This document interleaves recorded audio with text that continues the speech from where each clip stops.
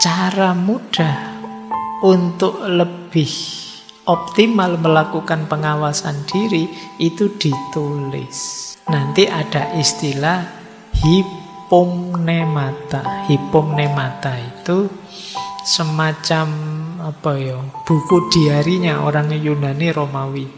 Kalau zaman sekarang mungkin kalian punya blog, punya itu yang kalian nulis di situ. Itu hipomnemata namanya zaman itu. Jadi pengawasan tadi ya jangan cuma diawasi, sudah Pak, sudah saya awasin, enggak, tulislah, akan lebih paten. Itu yang disebut teknologi diri.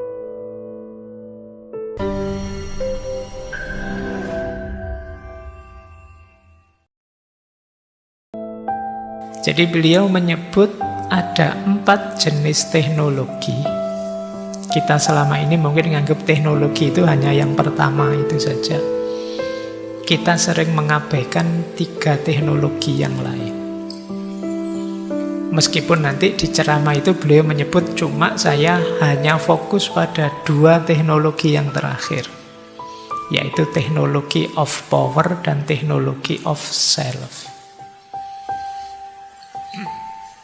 Ya, pelan-pelan kita mulai belajar. Hari ini kita kuliah beneran. Ya, ada 4 jenis teknologi. Yang pertama namanya teknologi of production, teknologi produksi. Nah, itu yang selama inilah memproduksi, mengubah, memanipulasi sesuatu. Pasir jadi kaca, kapas jadi kain, ini teknologi namanya. Ini definisi kita sehari-hari teknologi ya itu. Fakultas teknik itu ya isinya itu. Saya tidak tahu apa ada fakultas teknik jurusan teknologi of self misalnya. Teknologi of power misalnya. Tidak ada ya. Selalu teknik itu ya teknik yang paling atas itu. Teknologi of production. Ada jenis kedua, teknologi of sign system, teknologi sistem tanda. Bahasa, sastra, mungkin sekarang ada model AI, artificial intelligence, dan lain sebagainya, pendidikan, ini sistem makna. Ini juga kan teknologi, cara kita menyampaikan makna, cara kita mengungkapkan gagasan, dan lain sebagainya. Ini ada tekniknya. Yang ketiga, teknologi of power. Teknik kekuasaan, cara mengontrol, mengarahkan orang atau mengarahkan kelompok orang. Ya contohnya hukum, militer, rumah sakit, penjara. Ini kan teknik-teknik untuk mengarahkan orang. Hati-hati, jangan jahat loh, nanti tak masukin penjara loh. Nah, hidup jangan kacau, nanti kalau sakit masuk rumah sakit loh. Ini sebenarnya teknik untuk mengumpulkan, mengontrol, mengarahkan individu atau kelompok. Yang keempat, ini yang banyak dibahas oleh Foucault, ya mungkin ini yang kita bahas malam hari ini ya, teknologi of self. Jadi bagaimana kita membentuk identitas, perilaku, moralitas untuk menuju tujuan yang kita inginkan. Jadi kita ibadah, kita diet, kita nyari hiburan, kita apa, itu bagian dari teknologi of self. Kemarin berbulan-bulan kita membahas kebahagiaan. Cara kita menuju kebahagiaan itu teknologi of self.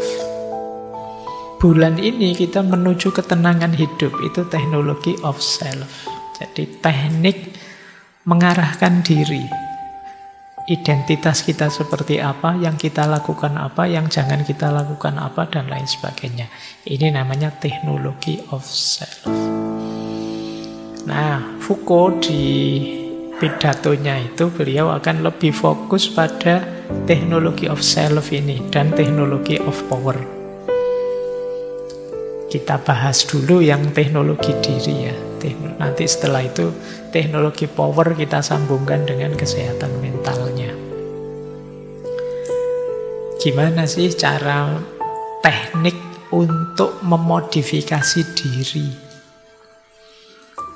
dengan menuju tujuan yang kita inginkan? Teman-teman kan mestinya punya cita-cita.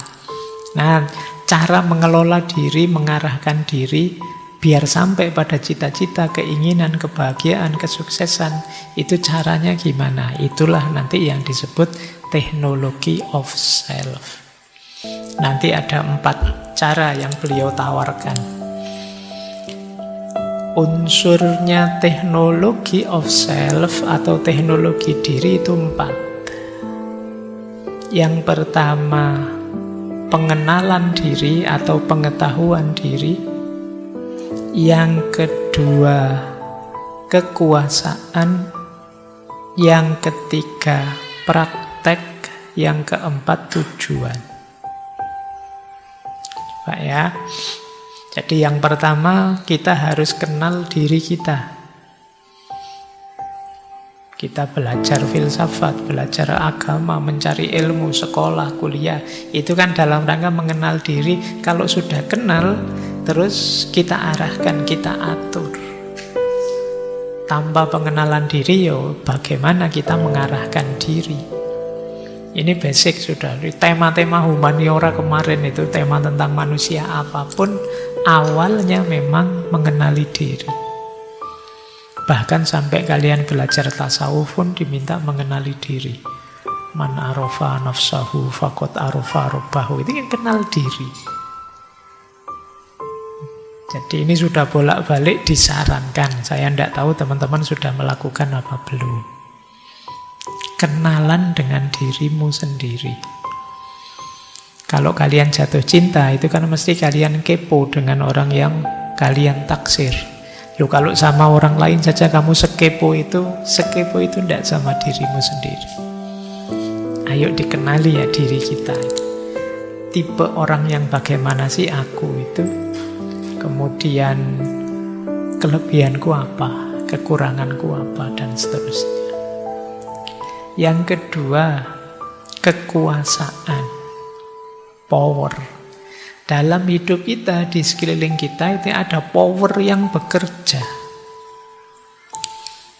Ada yang tidak kita sadari, ada yang kita sadari. Ada yang kita sadari, kita terima, ada yang kita sadari dan kita tolak. Namanya resisten.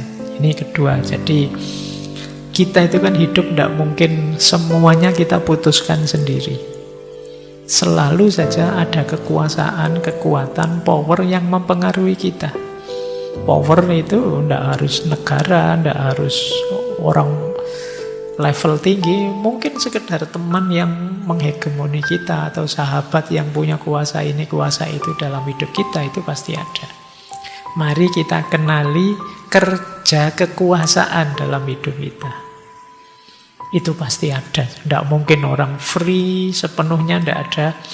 Kekuasaan yang bekerja dalam diri kita pasti ada.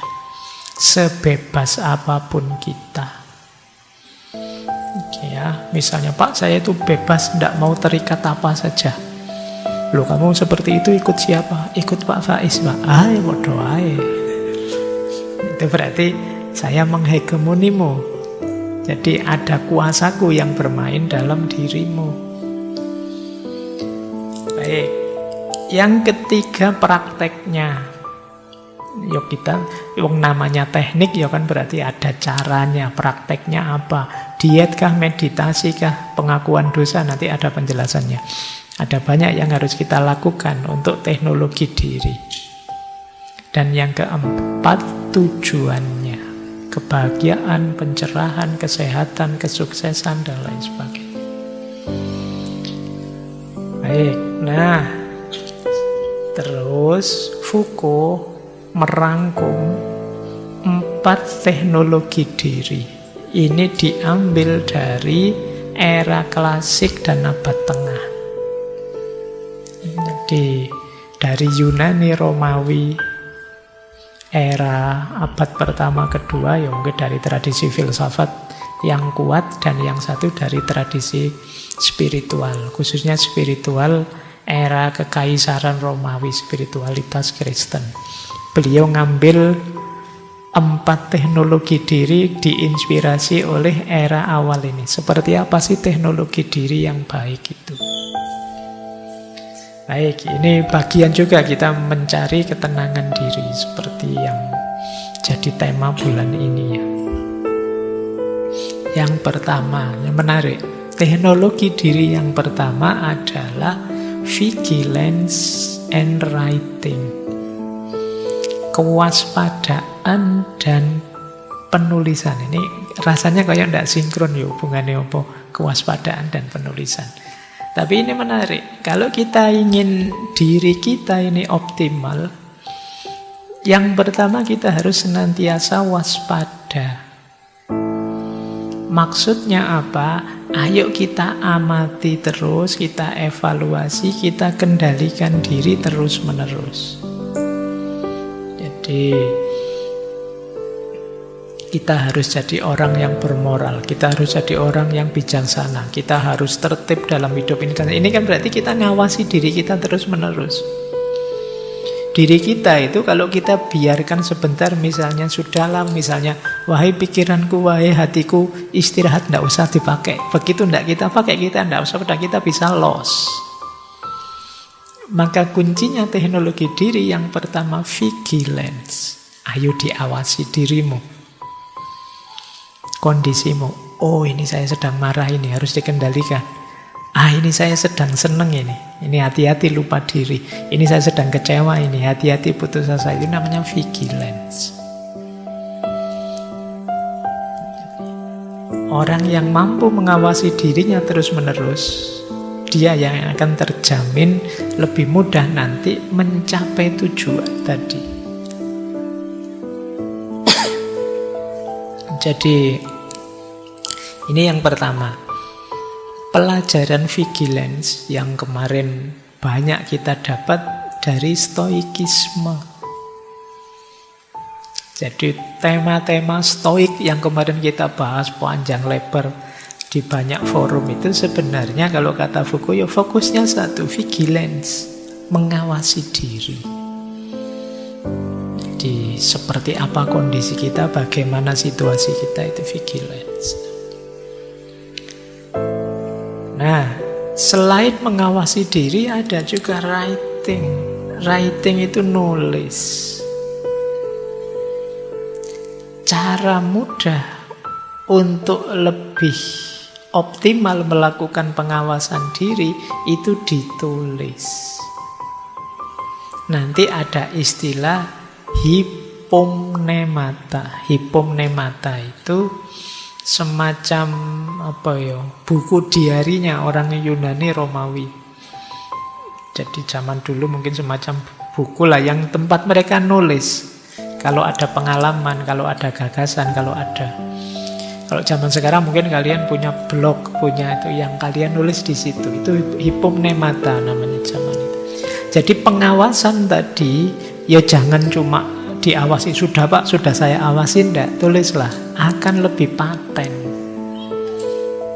Itu yang disebut teknologi diri. Teman-teman boleh kayak buku harian itu loh. Saya enggak tahu hari ini apa masih ada ya generasi Z yang punya buku harian. Nanti pulang dari kampus sampai kamar, hari ini aku jengkel sekali. Segitu dari sini kan loh. Itu lumayan untuk pengenalan diri, teknologi diri tadi. Sudah capek-capek dandan, capek-capek beli baju baru, sepatu baru, ndak ada satupun yang ngelirik, ndak ada yang komentari. Itu kamu tulis di itu. Ini namanya hipomnata. Apalagi punya ide, wah ada ide ini, cepet-cepet ditulis. Ada gagasan nih, cepet-cepet ditulis. Kalau ndak hilang. Mungkin kalian kadang-kadang muncul inspirasi apa? Mungkin saya pengen nulis tentang ini, tapi kalau tidak cepat-cepat ditulis, mesti terus hilang. Kemarin apa ya yang mau saya tulis, mesti begitu. Maka writing jadi salah satu strategi teknologi diri. Nulis saja, tidak usah target macam-macam. Kalian mesti kalau nulis mikirnya, semoga nanti viral Pak, semoga nanti banyak yang nge-like lah. Kamu targetmu gitu ya, tulisanmu palsu mesti. Tidak otentik siapa dirimu. Nulis saja tentang dirimu, bagian dari pengenalan diri untuk nanti bisa mengarahkan diri. Jadi teknologi diri yang pertama writing.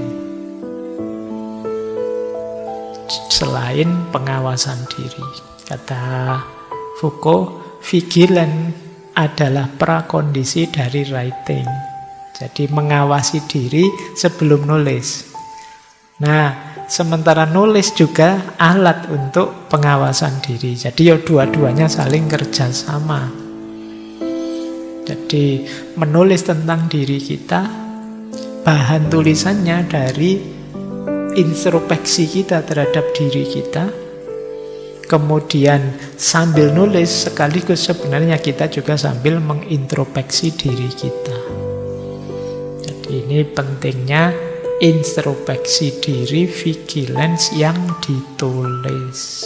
Nah, mulai sekarang mungkin latihan ya, tulislah apa-apa. Ditulis itu lebih mudah, nanti kalian memahami dirimu. Kalau ada yang dulu zaman SMP atau SMA pernah punya buku harian, itu sekarang kalian baca, itu sebenarnya saatnya kamu kembali ke belakang. Oh, ternyata saya dulu tipe orang yang kayak gini ya. Nah, mungkin buku harianmu yang lama coba dibuka-buka lagi. Mungkin kalian senyum-senyum sendiri, kalian malu sendiri lihat kata-katamu.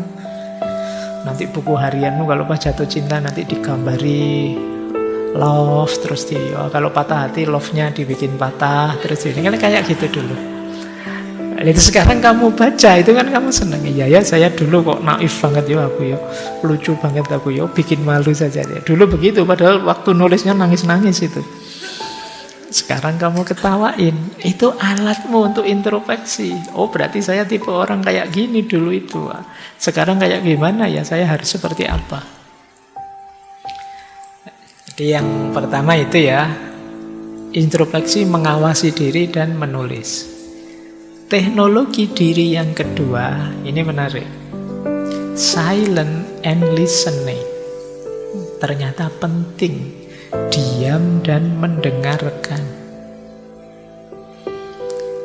Jadi kata Foucault begini, dalam sejarah filsafat setelah eranya Socrates, Plato dengan akademianya yang itu kuat sekali di dialog, belakangan kemudian muncul dorongan gaya pendidikan baru yang sifatnya bukan dialog, tapi monolog. Guru ngomong, ceramah, muridnya mendengarkan dan diam. Oh, ini kuat sekali juga di abad tengah. Yang sekarang kita kritik habis-habisan, mosok ngajar kok cuma ceramah saja. Tapi ini cara pandangnya agak berbeda.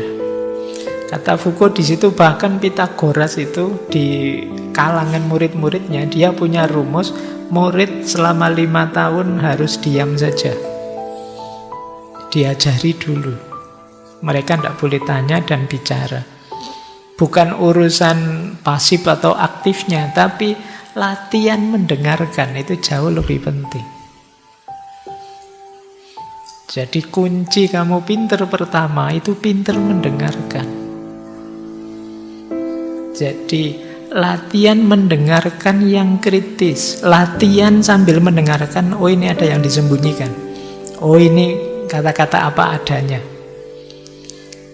Bahkan itu ada tulisan judulnya Risalah Plutarch. Di Plutarch itu ada istilah setelah sekolah kita harus mendengarkan sepanjang masa dewasa kita.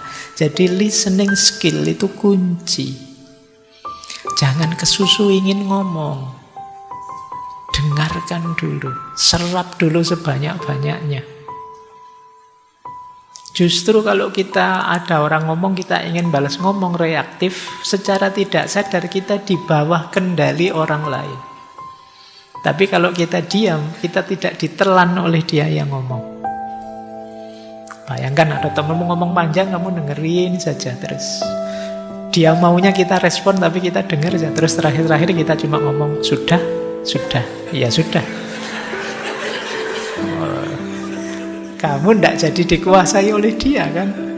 Coba kamu ngomong, kamu balas. Dia ngomong, kamu balas, ya sudah. Kamu sudah larut dalam pancingannya. Maka di antara teknologi diri, ayo latihan mendengarkan. Diam, latihan mendengarkan. Ini jadi kunci. Di situ kita mengupgrade diri kita. Kata Foucault ini loh. Ini perannya diam dan perannya mendengarkan. Diam berarti kita refleksi, mikir, otak kita jalan. Kemudian diam juga berarti kita mengendalikan diri. Kita tidak terseret orang lain. Kita tidak reaktif. Bahkan kata Foucault, diam itu bisa saja termasuk strategi resisten. Kita melawan. Karena ada banyak perlawanan dengan diam. Jadi kita diperintah, dimarahi, ditegur, dikritik, diapain, kita diam saja. Sebenarnya ini strategi kita melawan, kita tidak setuju. Jadi diam itu bisa perlawanan, diam juga bisa pengendalian diri, bisa juga momen untuk kontemplasi, juga sekaligus momen untuk menciptakan diri kita. Jadi ketika kita diam, sebenarnya kita menegaskan, aku bukan kamu. Aku aku versiku, terserah kamu mau apa. Ini pentingnya diam. Mendengarkan juga begitu.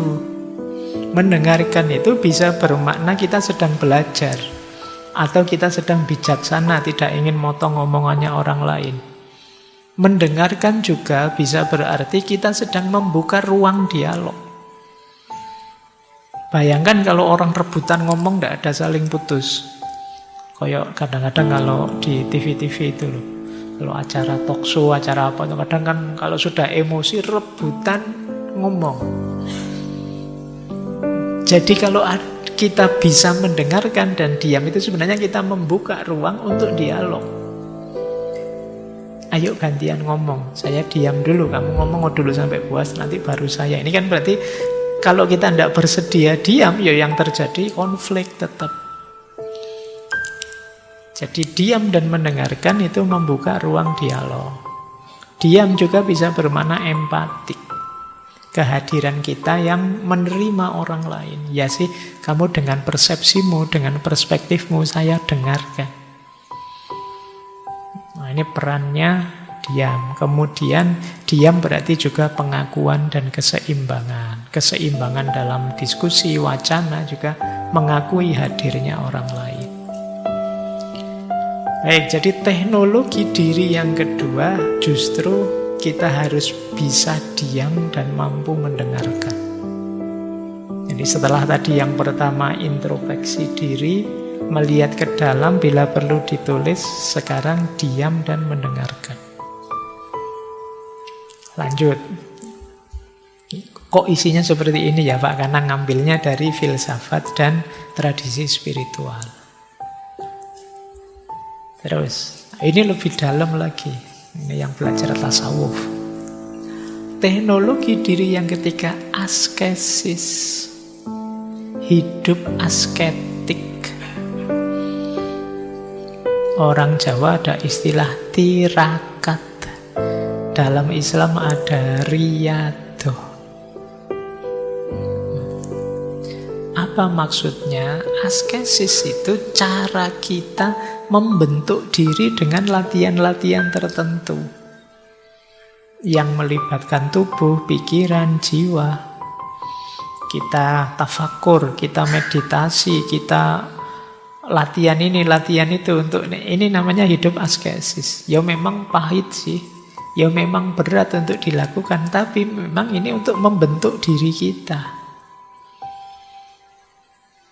Jadi kata Foucault, dulu zaman Yunani kuno, hidup askesis itu latihan bijaksana, mencari kebenaran, mencari kebijaksanaan. Jadi orang menarik diri untuk refleksi, kontemplasi, kemudian saling berdialog. Jadi tirakatnya tirakat untuk mencapai kebijaksanaan, kebenaran, kebajikan. Cuma setelah datang agama, ya termasuk Kristen, mungkin termasuk juga Islam, askesis ini kemudian ganti fokus. Kalau zaman Yunani itu untuk menguasai diri, kalau zaman agama-agama itu penyerahan diri. pada Tuhan. Tapi dua-duanya jenis askesis. Jadi berarti teknologi diri yang ketiga itu tirakat, latihan untuk membentuk diri kita. Baik, ya kalau dalam Islam mungkin ada istilah uzlah, menarik diri, memasrahkan diri hanya untuk Allah saja. Tapi intinya ya untuk diri kita, wong ini teknologi diri. Apa yang dilakukan dalam askesis? 3 hal. Refleksi, transformasi, dan otonomi. Jadi refleksi lagi-lagi merenungi diri kita dan hidup kita, itu refleksi. Ini kalau dalam Islam, dalam tasawuf, refleksi plus asketis itu puncaknya ketemunya makrifat. Jadi pengetahuan yang sangat dalam. Kemudian transformasi diri. Jadi membuat diri kita lebih bermakna, kualitas kita lebih tinggi. Karena kita sudah tirakat latihan ini, latihan itu, ya tentu saja kualitas kita lebih tinggi. Dan yang ketiga, otonomi. Kemampuan kita membentuk diri. Jadi kita latihan, kemudian terbentuklah diri kita sesuai yang kita inginkan. Kita sekarang kuat, tidak dipengaruhi ini, tidak dipengaruhi itu. Itulah asketik. Jadi kita ulang ya. Teknologi diri itu yang pertama diawali dari vigilance, mengawasi diri, kemudian menulis. Kemudian yang kedua dengan diam dan mendengarkan. Yang ketiga asketis. Yang keempat confession dan self-disclosure, pengakuan dan pengungkapan. Ini tentu saja diinspirasi oleh ya tradisi dalam Kristen kan ada itu pengakuan dosa. Tapi konsepnya ya tidak sekedar seperti pengakuan dosa, makanya ada 2 jenis, exomologesis dan exagoresis. Yang satu kita mengakui dosa pada Tuhan, pada masyarakat dan berjanji untuk tidak mengulangannya lagi. Ini mirip kayak tobat.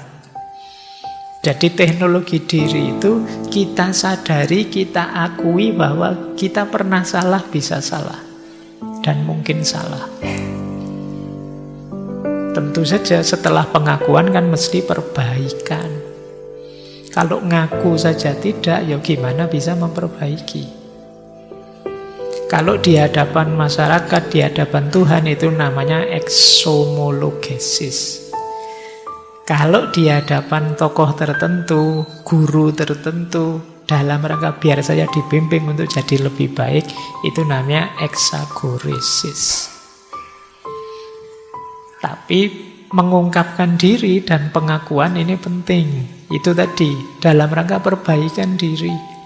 Kalau kita tidak ngaku dosa kita, tidak ngaku salah kita, tidak menerima bahwa kita mungkin salah, ya tidak mungkin kita memperbaiki diri.